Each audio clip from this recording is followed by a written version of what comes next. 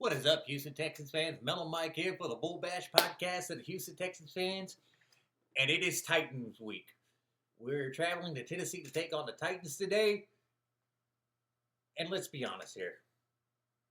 Remember the Titans was a Hollywood movie, and it was a great success.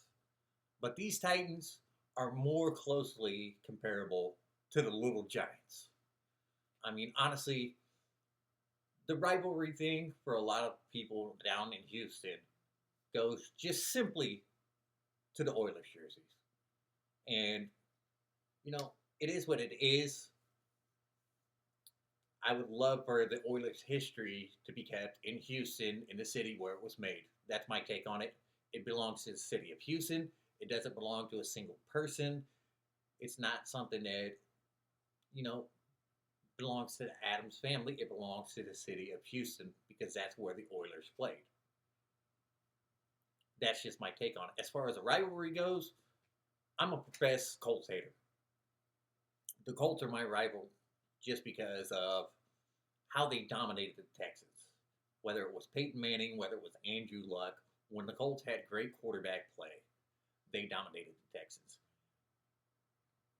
This game on Sunday is not going to be one that is going to follow an epic rivalry. I think Amy Adams-Strunk has given up on the Oiler Blue. Don't think we'll see that this weekend. She's probably still trying to wash the stench off of the old uniforms because the Texans have dominated them every time that they've gone to Tennessee and they've worn those older jerseys. And this game should be no different.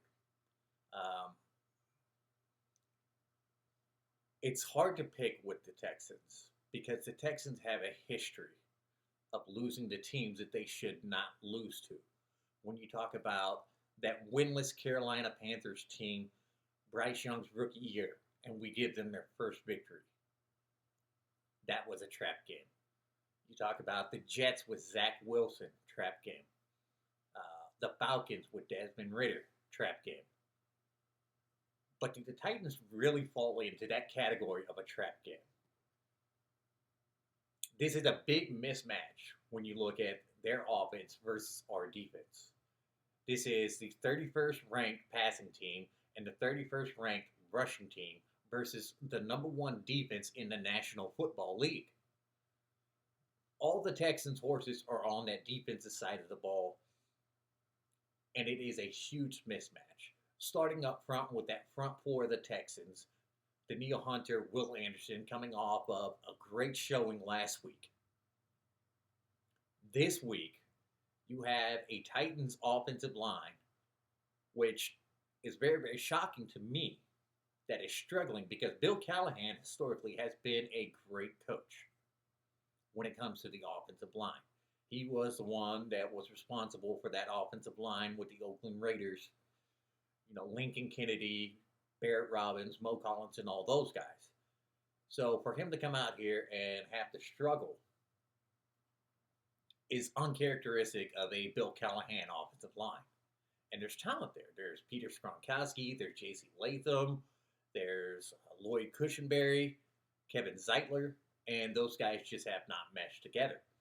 And the biggest weakness is Dan Moore at left tackle. He's the guy that the Titans signed from Pittsburgh. He was a backup offensive tackle.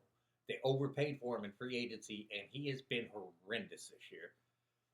He's allowed, the last game was 4 pressures allowed, which is not good for an offensive lineman.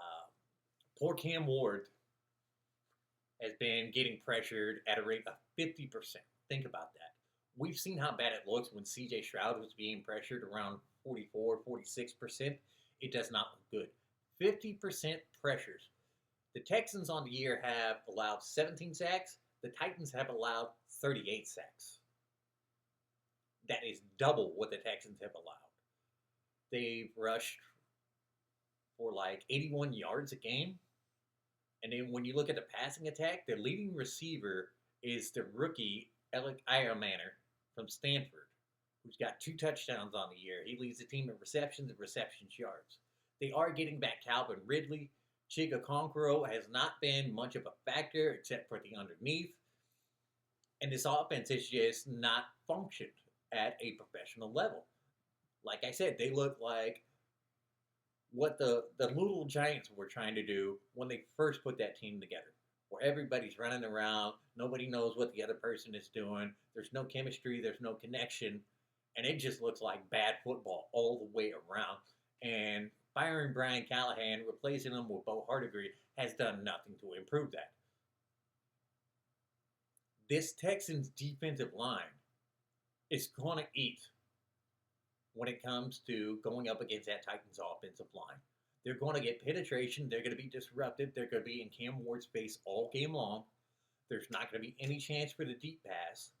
And the Titans, they have not had many explosives this year. And another thing is a lot of the sacks have been attributed to Cam Ward trying to buy time in the pocket, holding on to the football too long, trying to allow things to develop down the field. And when those things do not develop, the sacks have started to stack. The Texans defense has the guys on the outside to go with Isle Manor and Calvin Ridley. Kalen Bullock is more than capable of helping a linebacker underneath on Chico Conqueror. This defensive line is very, very capable of disrupting a very bad Titans rushing attack with Tony Pollard and Tyjae Spears. This is like being bitten by a toothless alligator. I mean, this Titans offense has no teeth. There is nothing there that threatens you. The Texans offense versus this Titans defense is where the matchup of this game is going to be decided.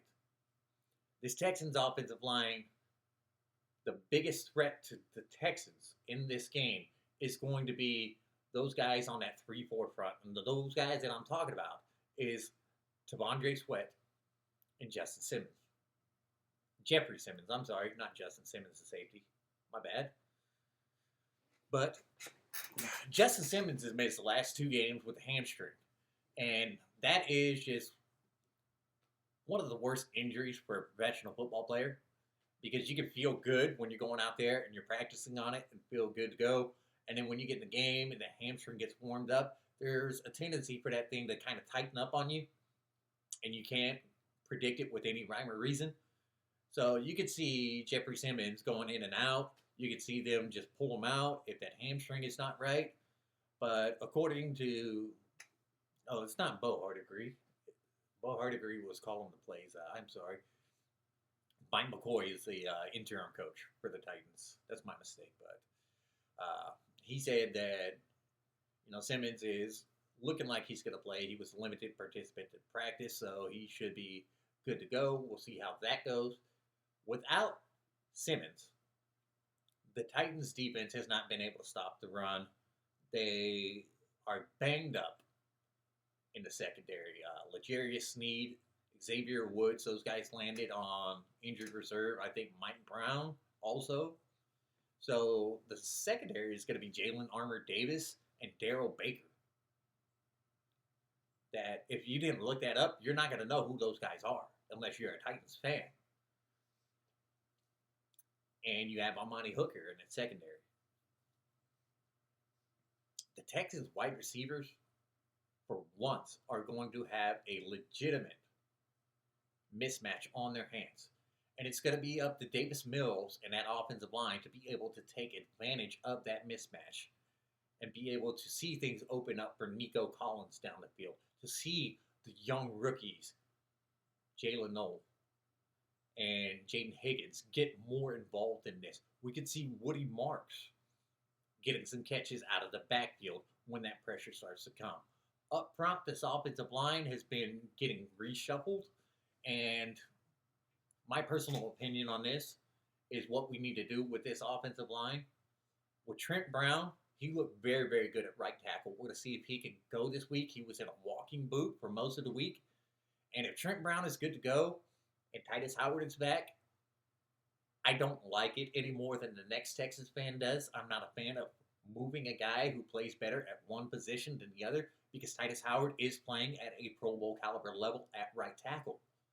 But Trent Brown showed that he was good enough there that Titus Howard at left guard is still better than Sidey Sow, Juice Scruggs, or Jared Patterson.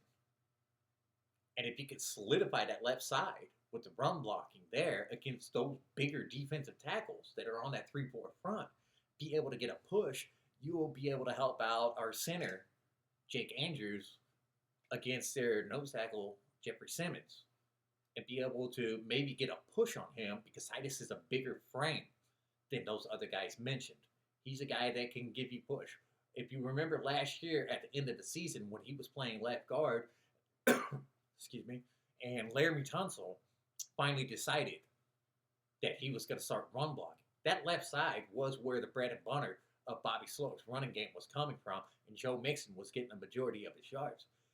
Ariante Ursery, at this point in his career, in my honest opinion, he is a better run blocker than Laramie Tunsil because of the fact that he has that mentality. He gets dirty. He gets more engaged when he's out there in space. He is a guy that wants to find contact. He wants to get out there on the next level. He wants to wipe somebody out. He is a guy that has an old school offensive lineman mentality. So those two guys on the left side, and you get Trent Brown, Juice Scruggs, and Jake Andrews in there, that would be, if those guys stay healthy, the starting lineup that I would roll with for the rest of the season, allow for that chemistry to take place, and see if we can't get a little bit more out of this running game. Because when you got that defense like that, the best thing to do is to get that ball to the perimeter. Get away from those big guys. Run it towards the right tackle, Trent Brown, and get out there on the perimeter. The Titans, when it comes to their linebacking core, they got a good young linebacker in Giod Ward. They got a decent guy in Barton.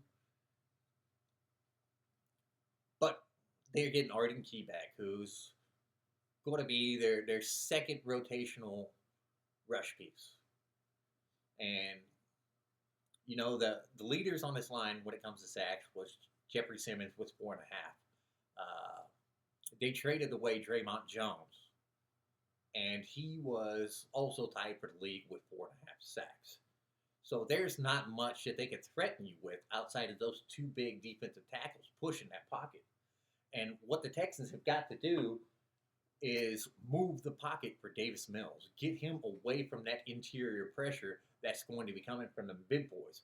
And what we want to see them do is kind of move Davis Mills to his right, behind Trent Brown, behind Juice Scruggs, be able to keep a Woody Marks or a Nick Chubb to the left of Davis Mills so he could come up and he could chip one of the big boys if they happen to get through, and just kind of give Davis Mills an extra half second to be able to get rid of that football and not have to worry about somebody on his blind side. That's what you have to do. Your offensive tackles controls how wide that pocket is. Your interior linemen control how deep that rush is allowed. When you got the guys on the interior doing their work, the quarterback is going to have room to step up into the pocket and throw the football. But what the Texans need to do is just kind of contort that pocket and get Davis Mills out there toward the perimeter, because the Titans don't have much of a pass rush. And here would be a good thing for the Texans this Sunday if it happens. If they get Cade Stover back, I want you guys to watch and see the job that he does when he's out there run blocking. Because that is a potential matchup where the Texans go with 13 personnel, the big tight end packages.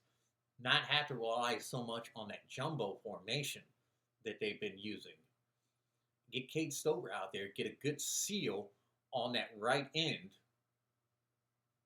or the right outside line, or left outside linebacker, left end. Right?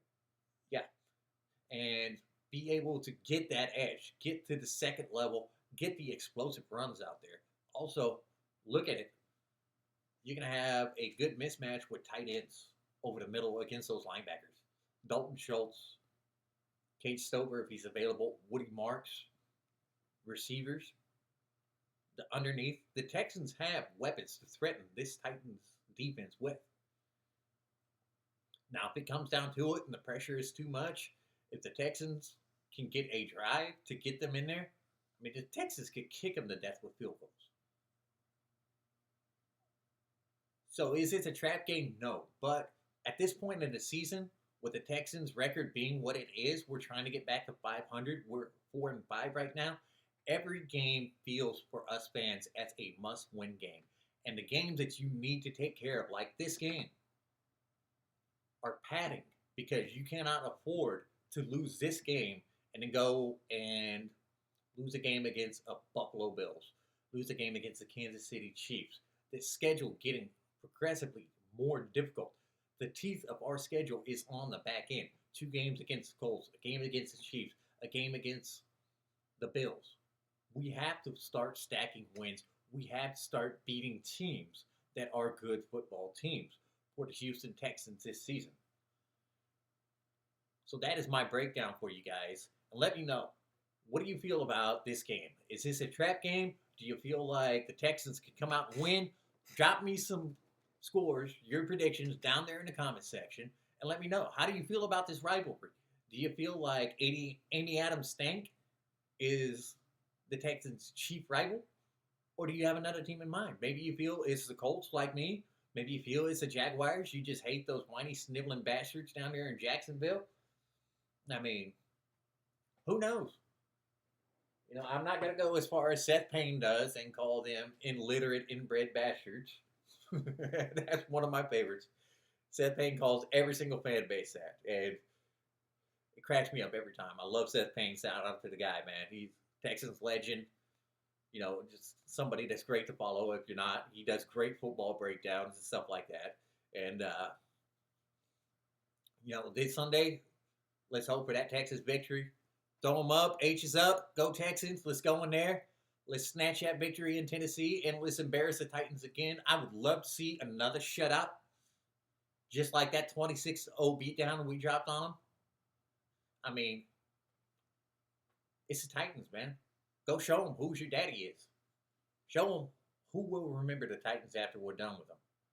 Let's just embarrass them again. Have a great day, guys.